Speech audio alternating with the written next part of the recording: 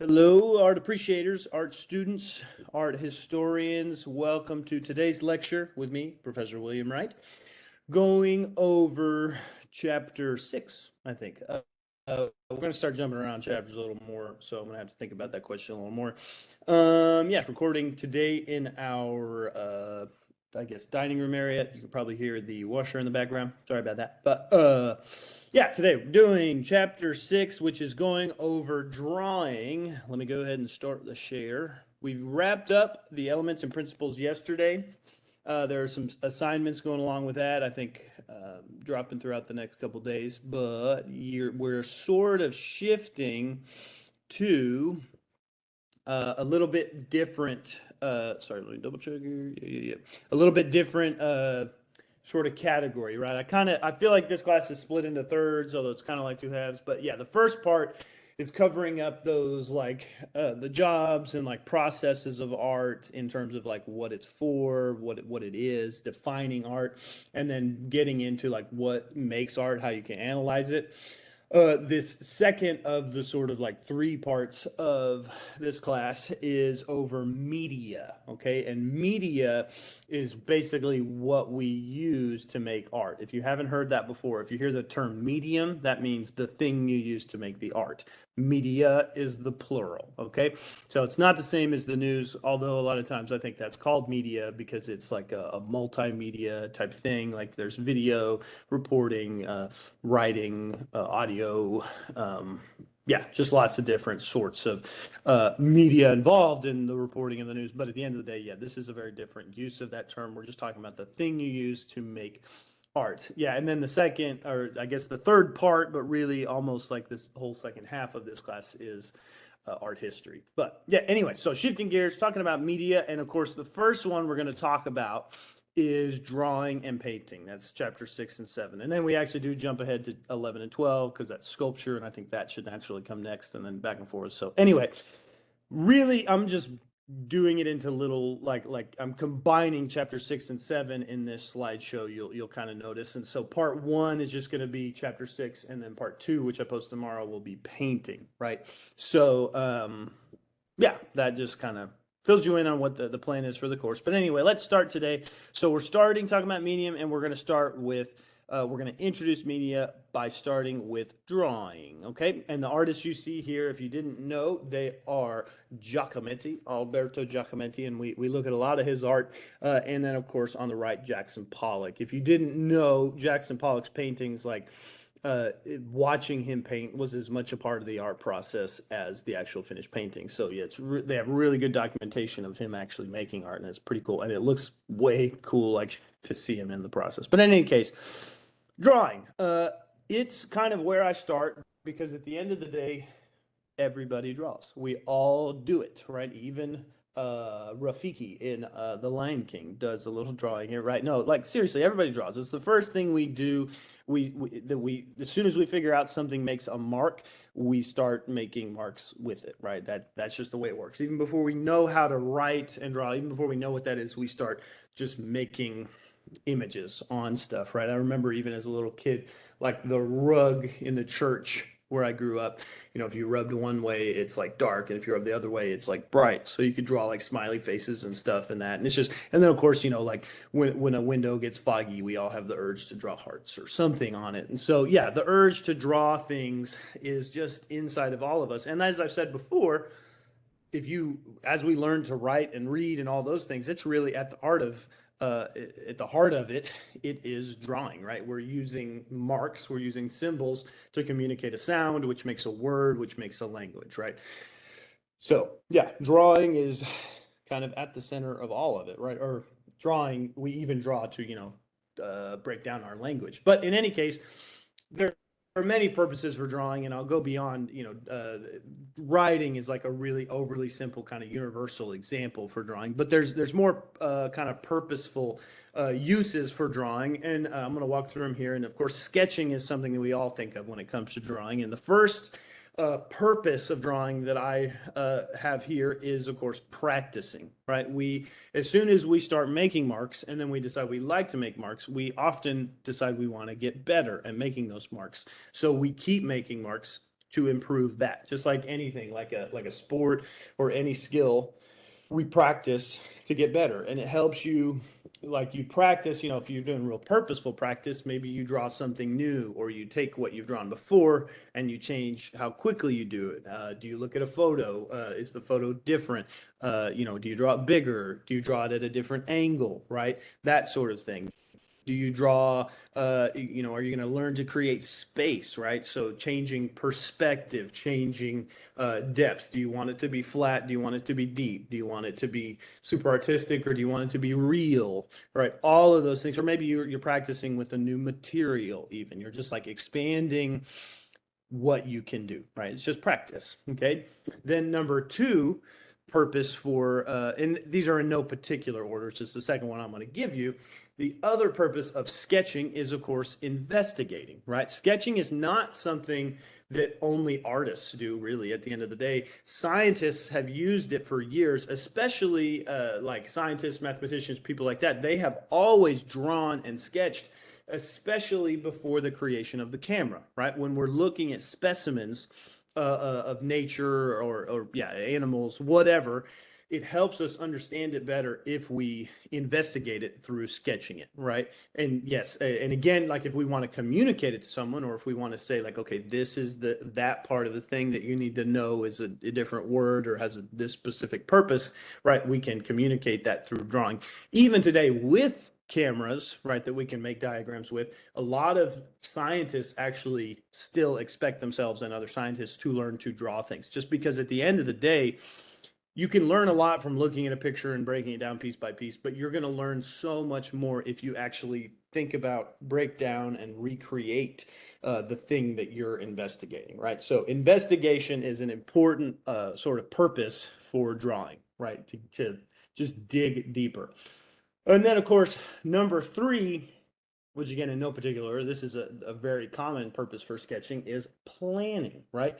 You sketch because, maybe you have a goal for this thing you want to make, but it's going to take hours or months or maybe even years to get done.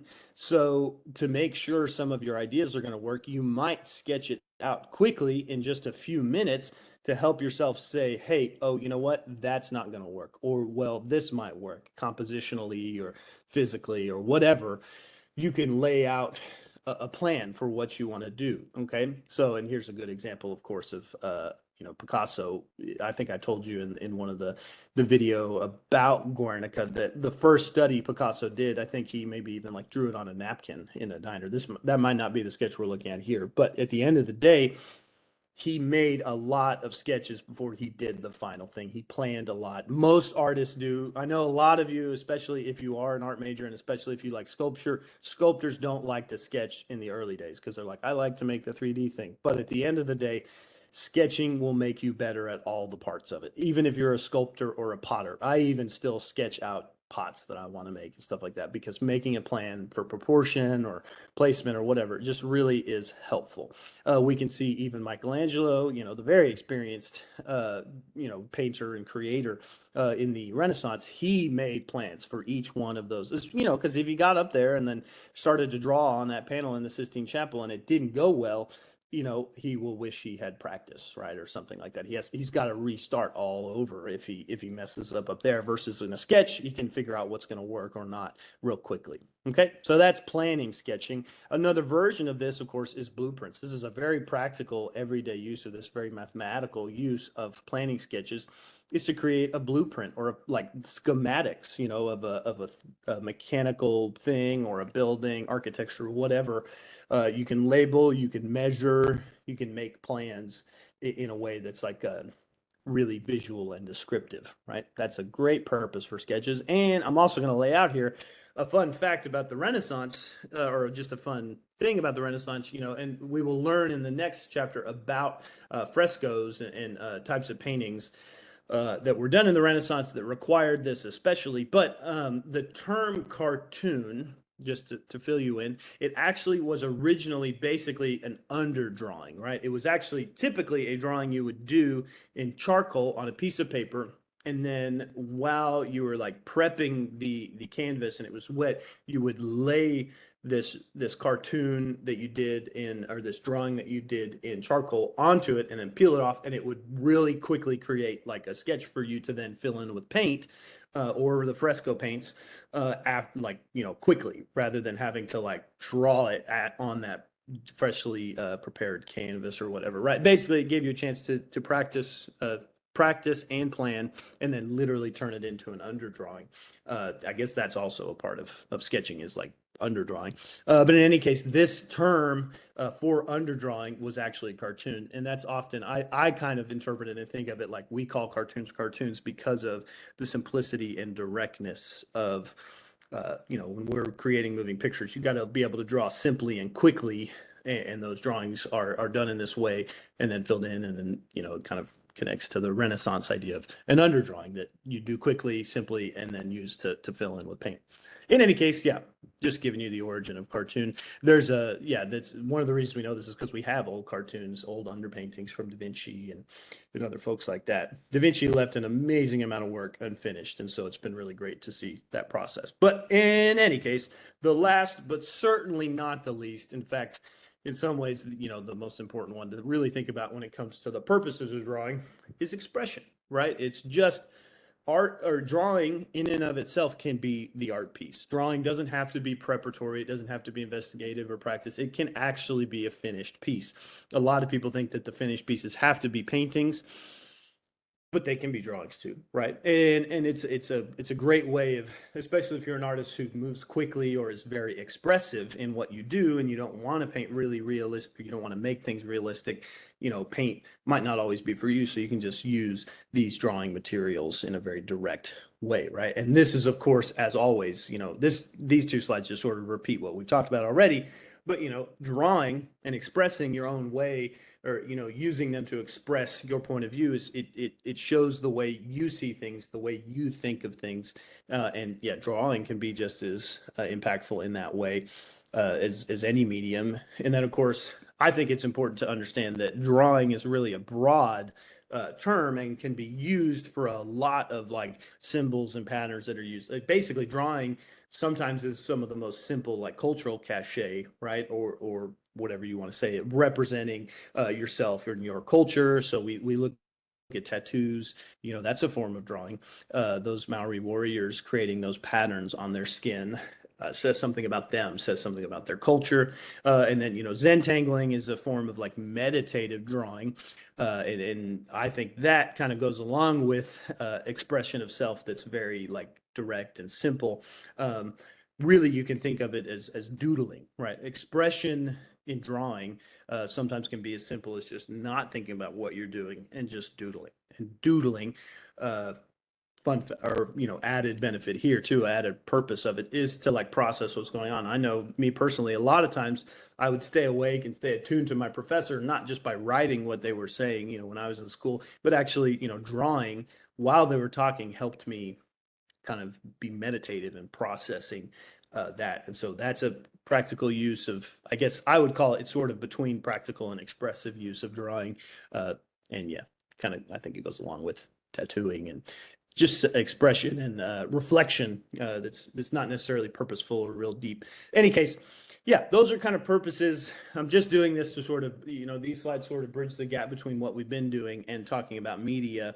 So let's just dig in now, and we're not going to talk about all the purposes of everything with every media, but I think it's good to throw in here and there. And yeah, all of those purposes of sketching and all stuff, it works for both drawing and painting. But now let's dig into the physical nature of these materials. So for drawing materials, you should be noting this. You should be writing it down if you're a note taker.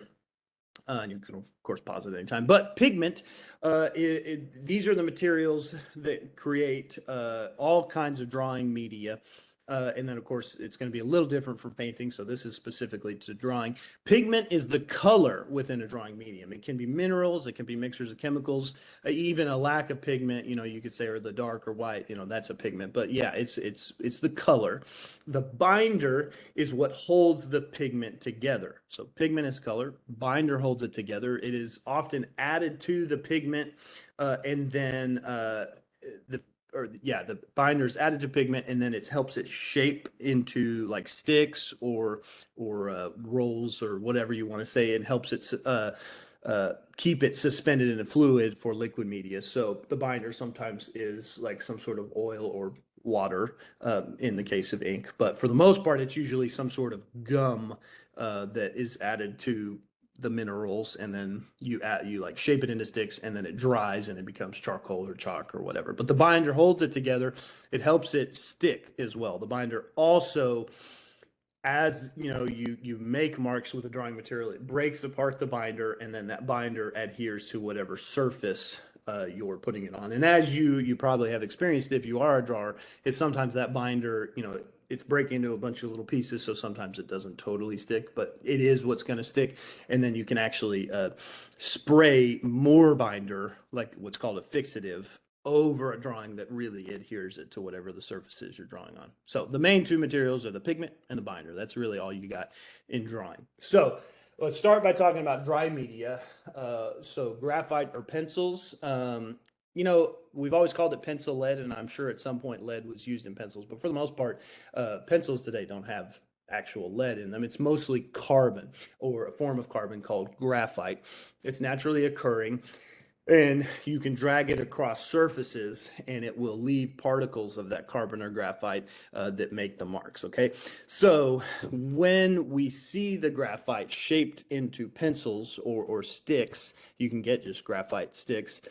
It is basically mixed with clay as a binder. So it's just graphite and clay. There's not necessarily, the graphite is the pigment. It's also a little bit of a binder, but it's just a mineral that creates that really typical like gray look. But it is good to know too that while clay is the binder, you can add more clay or less clay, and this makes a pencil harder or softer.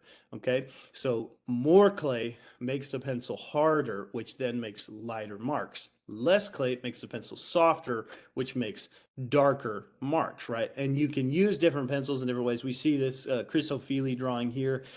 He uses really regular marks and very specific, but different layers, different values, if you remember that term, of graphite to make the different layers of the drawing. It's a very simple one there.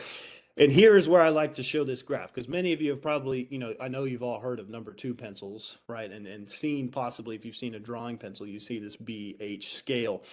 And basically, it describes whether something has more clay or less clay, or is a hard pencil or a less pencil, or hard pencil or soft pencil. So one thing I like to make sure and point out with pencils is really, at the end of the day, the pencil and the thing you make is softer than the paper or whatever you're making the mark on. So it breaks it apart, it leaves particles behind. And as you make a harder pencil, it's obviously going to break up less. And so it's going to stick less. And so that makes a lighter pencil. So hard pencils are lighter, versus if you make a soft pencil, it breaks up more, it leaves more behind. So it's obviously darker. So just think about soft means darker, hard means lighter. And for whatever reason, in this scale of pencils that you're seeing here, it's real clear, H means hard. So if it's a 4H or a 6H or some sort of, as the numbers go up with H, it gets harder and therefore gets lighter.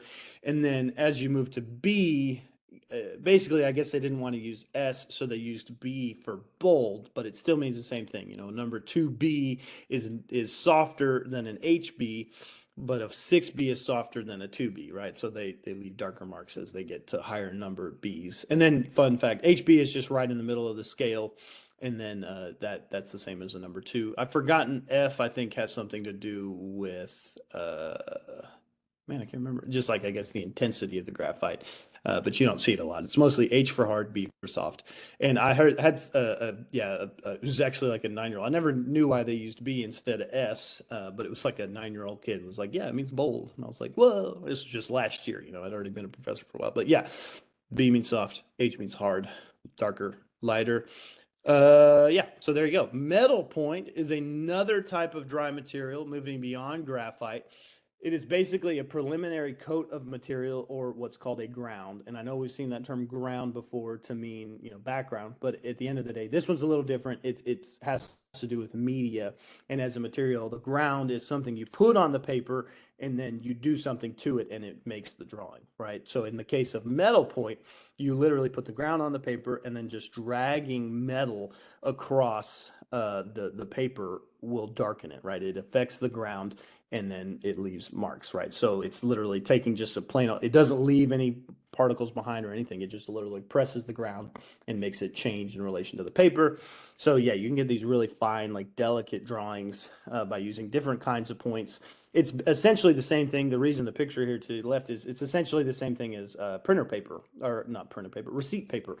What they actually call journal tape is it is a paper that has a ground on it already. I don't know if many of you have ever taken a receipt and like set it on something and then drug your nail across it. It makes marks wherever you put pressure, and that's because it's a type of metal point paper. It also happens to be heat sensitive as well. But yeah, as the printer goes through, it like warms up the paper and then little metal things, make the marks that cause, the receipt information to appear. And that's how metal point works. It's the same idea, but that's like a mechanized version of it. So that's metal point. That's just kind of a random one. I think it's cool to throw because people don't know it. But charcoal is something that actually a lot of people have experience drawing with it, but a lot of people don't know about it. And it is like flat out my favorite way to draw like a black and white drawing. Okay, so because graphite, like pencils, because of the nature of many of us have probably tried to draw and seen like, even if you get a dark pencil, at some point it just won't get any darker. It just gets shiny, instead of dark. But charcoal can just get so dark and you can have all this level of grays and black and all that stuff. So yeah, I love drawing with charcoal. And here in this slide, it's showing you there's different kinds. What they have on the left there, that's called vine charcoal, and that's literally just twigs that are burned and then put in bags that you can draw with. It's super soft. It's fluffy. You put it on the paper, and then if you like sneeze or something, it's just like gone, right? It's a great for underdrawing or like toning paper to get started. And it's actually awesome. A lot of times for my drawers, teach them to draw with only vine charcoal for like 80 or 90% of the drawing, because you can then turn around and if you've made a dark area, use your eraser as like a bright light or something, right? You can almost draw with your eraser, which is super cool. And then you can go in with what they call compressed charcoal, which is very dark. It's still kind of fluffy, but it will stick better. It's much harder to erase because it's just so dark. It's compressed charcoal is literally they take those twigs, they break them up, and then they put them into a mold with the binder, and it just makes it really concentrated and like super dark. And because it has binder, it does stick a little better than the vine. But yeah, it's super fun. I love it. It's like I said, it's really easy to erase. I don't know if many of you looked at the video I showed before of William Kentridge, but he draws a lot with charcoal, and you can see it just has this looseness, this sort of fluffiness, but at the same time can get so dark and then also erase to create really nice lights, highlights. He's really famous for literally drawing like cartoons, moving pictures on the same sheet of paper, and he'll draw the scene and then erase it and then draw the next scene over it. So it's moving and you see kind of shadows of the previous drawing. It just can be really beautiful, like cool stuff. But yeah, all done. Charcoal is a really sort of impressionistic, beautiful way of making marks, but it can also be used to make highly detailed drawings like this one here by Douglas McDougall. This piece, it's insane. I don't even understand how he did it. I guess he used a really smooth paper. He probably even got down to like using needles and all sorts of craziness to make lights. But yeah, it's all about that dark, that light, that sort of softness that you can create with charcoal. And it's pretty awesome. Here are some drawings. I get to flex a little bit in this slideshow. These are some charcoal drawings that I did in school when I was doing figure studies. And they're also mixed with pastels. But I like it. You can just blend it. You can move it around because it's so fluffy. You just like smear it. I've literally even seen you can use charcoal powder inside of like a sock to make marks.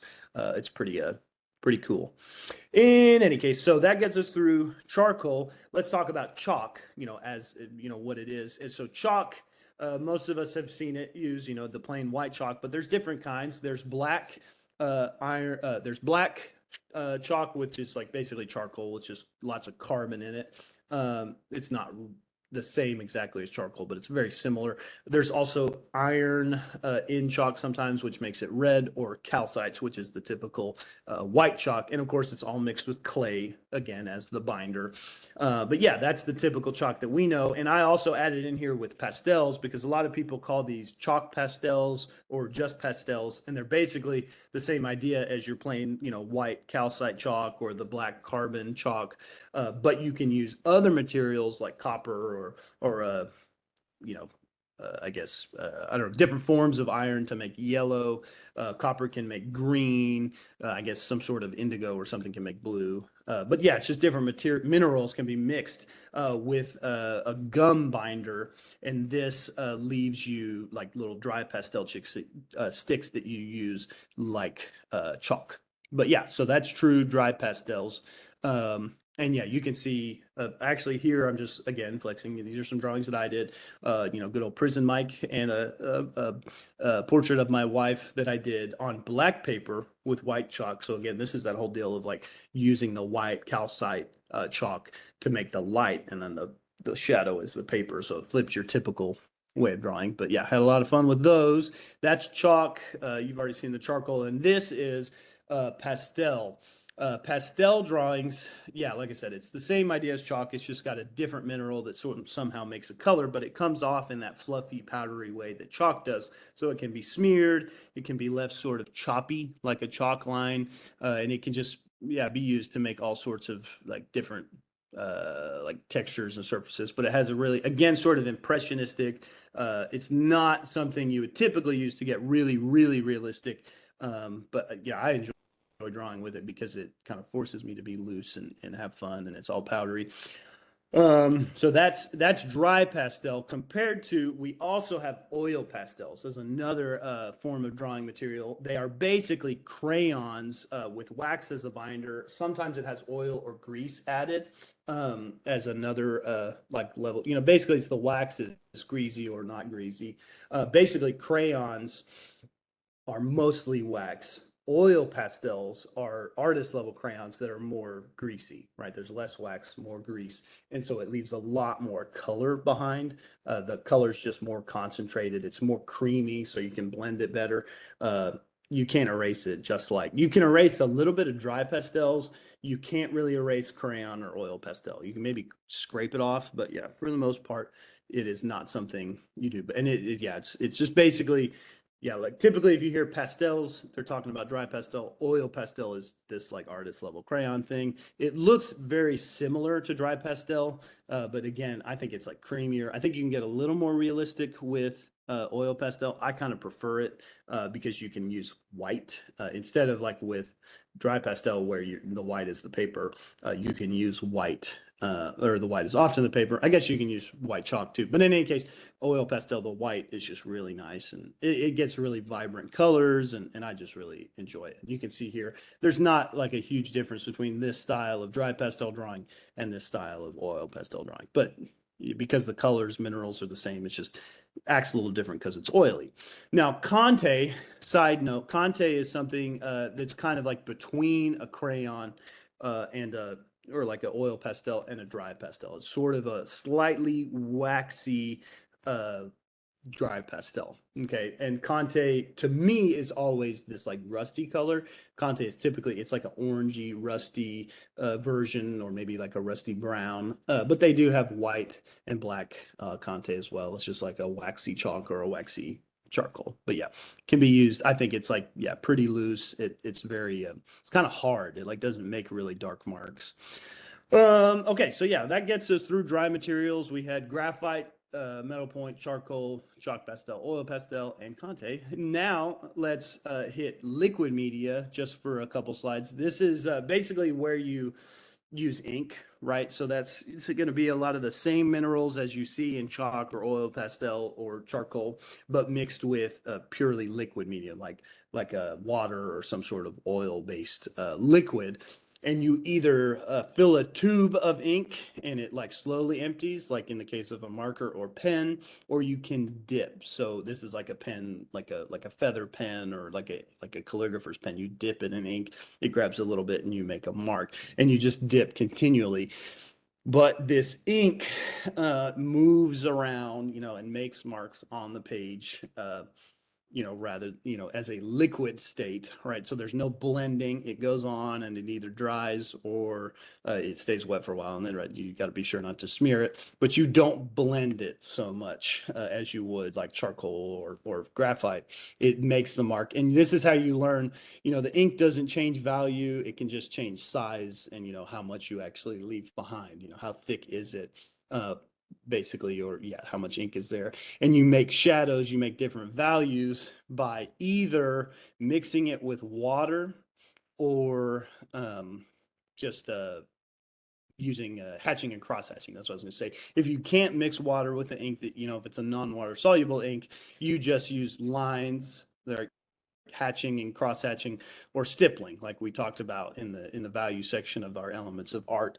Just using lots of lines to make a dark, and then fewer and fewer lines with more space between them makes different values. Or in the case of like brushing ink on, you can just put water in it and it'll create like what they call an ink wash, right? So there's a little bit of water that dulls the intensity of the ink, and then you get all these different layers of dark and light, right? So there's gray uh, and white in there. Well, and actually, I will point out, looking at this piece reminds me to ask you a question and kind of get into, right, if we're using brushes and ink, why do we call it drawing and not painting, right? Why is ink somehow drawing and then paint is painting, right? All that sort of stuff. I challenge you to think on that question, and I will actually answer it somewhat in the painting section or my painting video.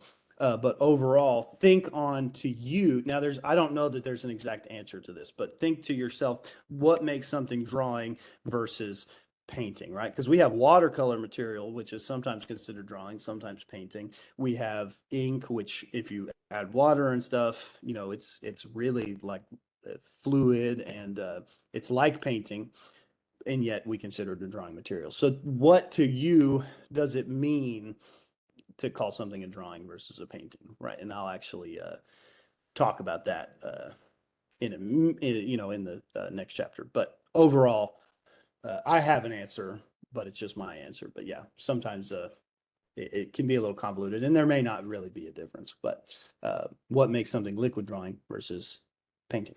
Okay, so the last thing I want to cover as a drawing medium is actually drawing with paper. Okay, so paper, when it is used as a medium, it is called collage most of the time. Some sort of torn paper or fabric. Yeah, it's not always paper, just anything that's like a sheet or a texture or something that you can cut up and layer up to make images. You glue it together, it creates a composite. Like I said, we call it a collage. Um, yeah, sometimes it's like drawing without drawing. Um, yeah. So this has been used throughout history. It's more of a 20th century tool. It was used really commonly by the Dadaists. They kind of make it popular. I don't know if you've ever seen Franz Ferdinand's "Take Me Out" video or Incubus's Megalomaniac video, but it has a lot of reference back to the Dada artists and the idea of like creating characters using like cutouts and like rearranging their faces or putting like little like showgirl legs on the bottom of like a Nazi soldier or something. Right, that was all part of the Dadaist movement. They lived through between World War I and World War II is when they were conceived. And in any case, this is like a very contemporary way of like chopping up images and putting it together and drawing with images and papers and textures and patterns rather than with the specific medium. Megan Coyle is actually the artist that I always like to point out as a great kind of example of collaging a drawing, right? And she even uses it in a traditional way. This is not a silly cartoony thing like the Dadaists would do. This is actually an image where she would find different colors of blue in an image, cut it up, and then turn it into a T-shirt, or it's different values could be found in other images and then turned into it. She calls it painting with paper, but essentially, it's again, it kind of talks about like what's the difference between painting and drawing. But at the end of the day, it's just using cutouts and paper in different shapes as a drawing medium instead of a actual mark making tool. But in any case, that gets us to painting. So I'm going to hit pause right there. This is today's work that gets us through chapter 6. Painting is chapter 7. So I'm going to hit pause, make another video for that. Oh, man, I always forget how bad my hair gets in these videos. But in any case, I hope that was enjoyable, and I will see you again soon. Thanks.